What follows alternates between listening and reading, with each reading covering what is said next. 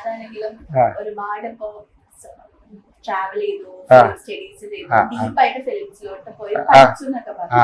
അപ്പൊ പൊതുവെ ഇപ്പോഴത്തെ കാലത്താണെങ്കിലും ചിലവരെങ്കിലും ഫിലിമിനെ പറ്റി ഒന്നും അറിയാണ്ട് ചുമ്മാ കൊമേഴ്സ്യലൈസ് ചെയ്യാൻ വേണ്ടി മാത്രം ഫിലിം എടുക്കുന്നു, ഡയറക്ട് ചെയ്യുന്നു, കഥ എഴുതുന്നു, ചിലപ്പോൾ നശിപ്പിക്കുന്ന ഒരു അവസ്ഥ വരാറുണ്ട്.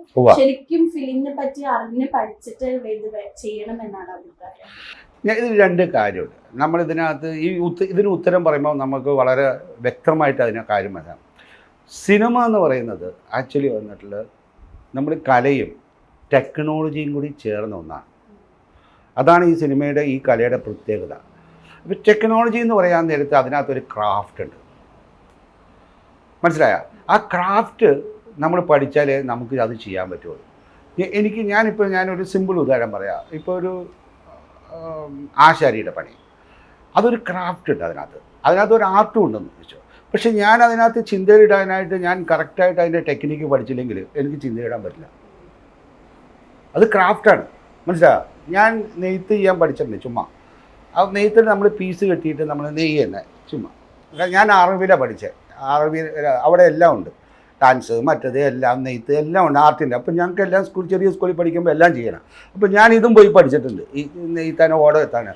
അത് നമ്മൾ ശരിക്കും പഠിച്ചില്ലെങ്കിലെന്ന് പറഞ്ഞാൽ ഈ കടിക്ക് ഇങ്ങനെ അടിക്കുമ്പോൾ ഇതിങ്ങനെ മാറി അതിൻ്റെ ഉള്ളിൽ കൂടെ തന്നെ അതിൻ്റെ ഉള്ളിൽ നമ്മൾ കറക്റ്റ് അല്ലെങ്കിൽ അതിൻ്റെ താളം ശരിയല്ലെങ്കിൽ അതിൻ്റെ ഉള്ളിൽ കയറി ആ മൊത്തം നൂല് കട്ടി.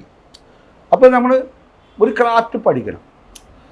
ആ സമയത്ത് കല എന്ന് പറയുന്നത് നമ്മളിലുള്ള സർഗവാസനയാണ്. അപ്പോൾ ഇത് രണ്ടും കൂടി ഉള്ള മിക്സാണ്.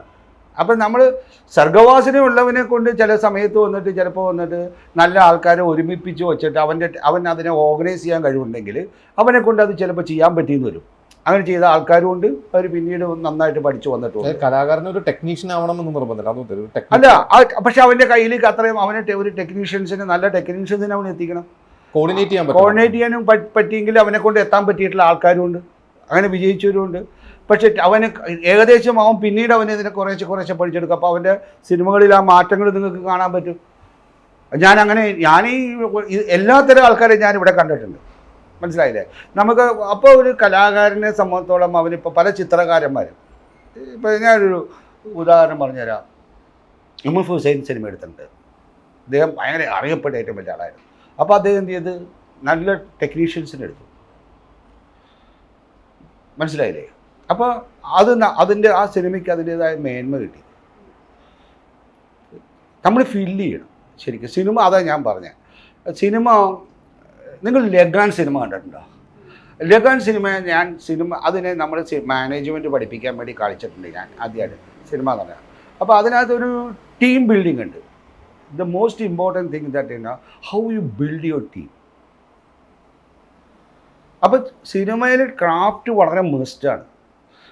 ആരെങ്കിലും നന്നായിട്ട് ക്രാഫ്റ്റ് അറിയാവുന്നവർ അതിൻ്റെ കൂടെ ഉണ്ടെങ്കിൽ സർഗവാസന നന്നായിട്ടുള്ളവരും കൂടി മിക്സ് ചെയ്യുമ്പോഴത്തേക്കും ഒരു പക്ഷേ നല്ല സിനിമകൾ ഇറങ്ങി വരുന്നു വരാം.